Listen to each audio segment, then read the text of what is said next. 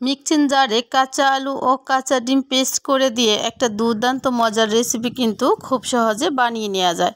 ছোট থেকে শুরু করে বড়দের টিফিনের জন্য একদমই পারফেক্ট রেসিপি।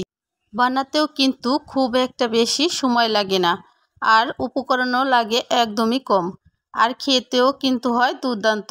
তাহলে শুরু করছি আজকের ইউনিক রেসিপিটা।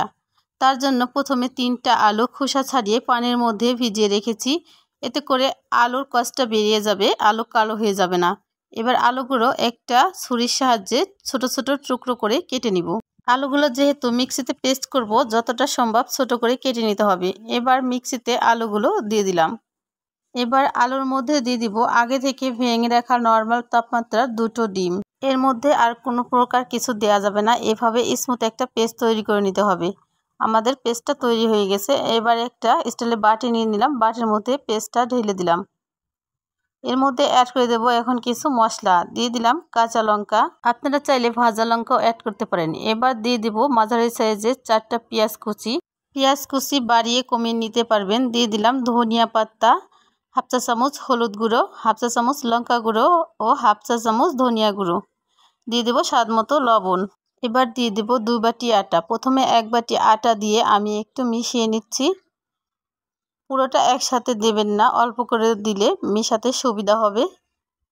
কিছুটা মিশিয়ে নেওয়ার পর আবারও আর 1 বাটি আটা আমি মিশিয়ে দেব। এবার লাগবে 1 বাটি পানি। প্রথমে আমি হাফ বাটি পানি দিয়ে দিলাম, দিয়ে একটু মিশিয়ে নিয়ে পরবর্তীতে আমি আরও হাফ বাটি পানি মেশাবো। যে বাটি মেপে আটা নিয়েছি সেই বাটিরই 1 বাটি পানি অবশ্যই আপনারা খেয়াল করেছেন। বাকি পানিটুকু দিয়ে দিব হাফ চা চামচ গোটা জিরেটা দিয়ে ভালোভাবে একটু মিশিয়ে নিব।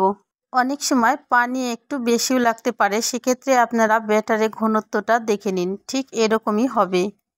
এদিকে একটা ফ্রাই প্যান কড়া নিয়ে এর মধ্যে দিয়ে দিলাম 1 টেবিল চামচ তেল। এটা খুবই অল্প তেলে ভাজতে হবে।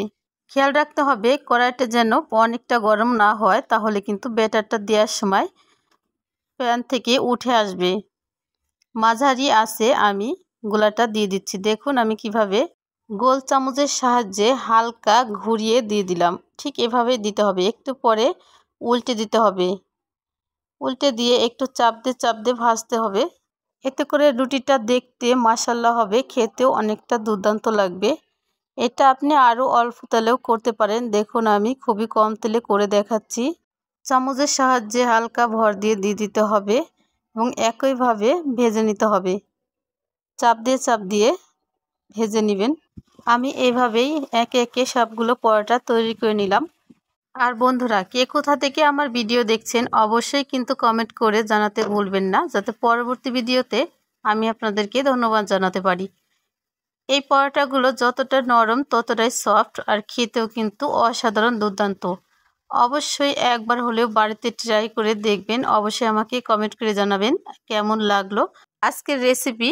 ভালো লাগলে একটা লাইক দিতে ভুলবেন না। চ্যানেলটা সাবস্ক্রাইব করে পাশে থাকবেন। আজকের মতো এ পর্যন্তই, দেখা হবে অন্য ভিডিওতে। আল্লাহ হাফেজ।